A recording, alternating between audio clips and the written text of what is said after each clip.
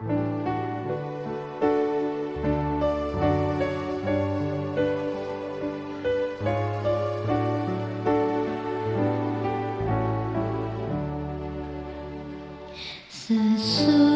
malam fajar mereka bersama Yesus, surga mulai.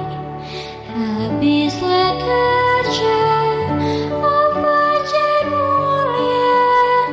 Sesudah malam hari bermain. Sesudah malam pertemuan indah, tiada menangis, tiada kesal. Di negeri mulia tak lagi pisah. Sesudah malam hidup kekal. Shalom pemirsa yang diberkati Tuhan. Bertemu kembali dalam seri renungan pagi.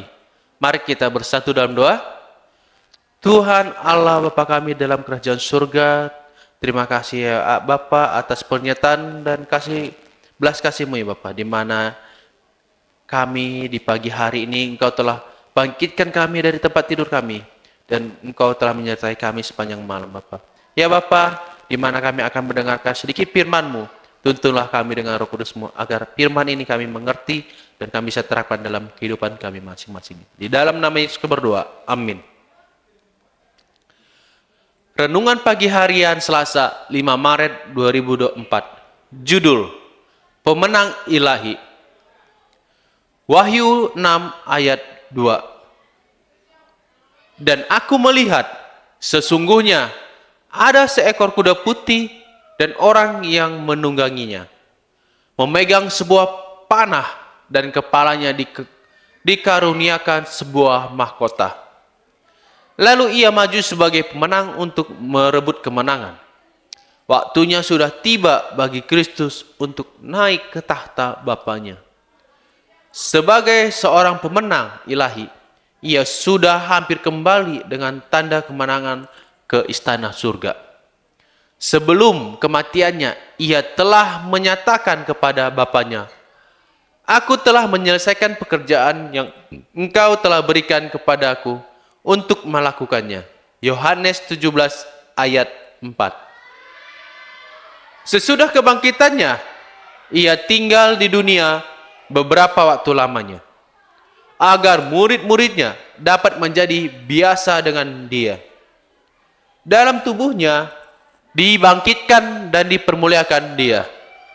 Sekarang ia sudah bersedia mengucapkan selamat tinggal. Sebagai tempat kenaikan, Yesus memilih tempat yang sering sekali disucikan oleh hadiratnya selagi ia tinggal di antara manusia.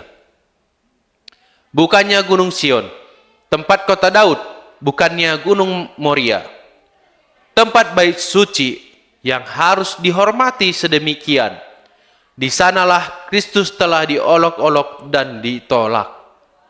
Di sanalah gelombang kemurahan yang masih kembali dalam pasangan kasih yang lebih kuat.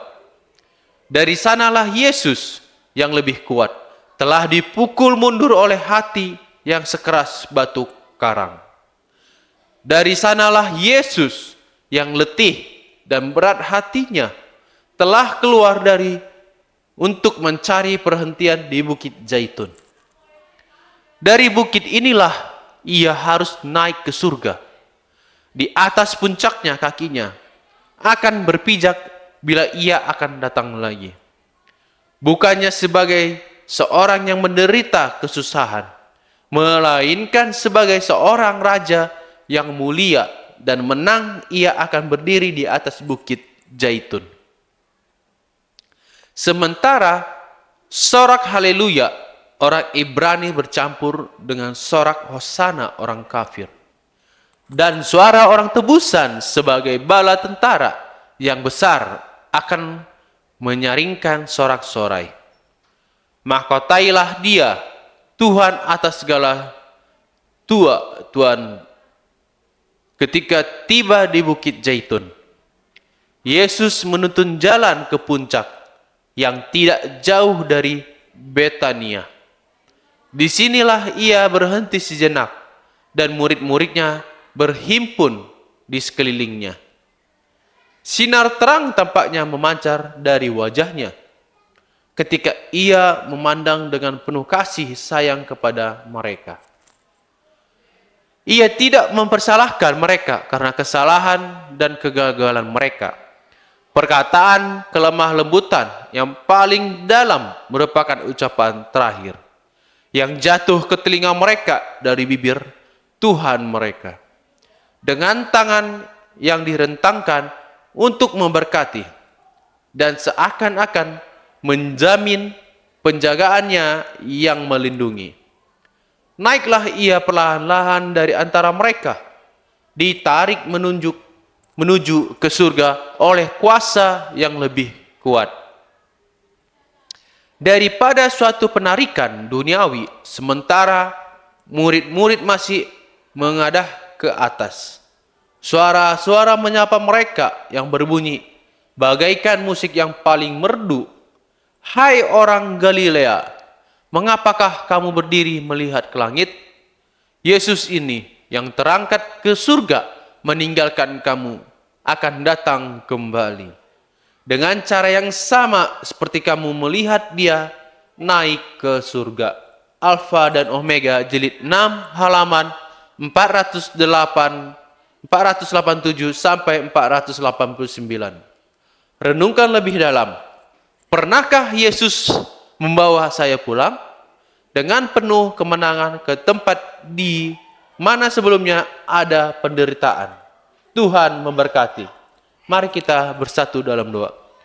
Tuhan Allah Bapa kami dalam kerajaan surga, terima kasih ya Bapa atas berkat-Mu di mana pagi ini Engkau menyertai kami ya Bapa dengan sedikit firman yang telah Engkau berikan kepada kami. Biarlah firman ini kami terapkan dalam kehidupan kami masing-masing Bapa. Berkati kami sepanjang hari ini, di dalam nama Yesus kami berdoa. Amin.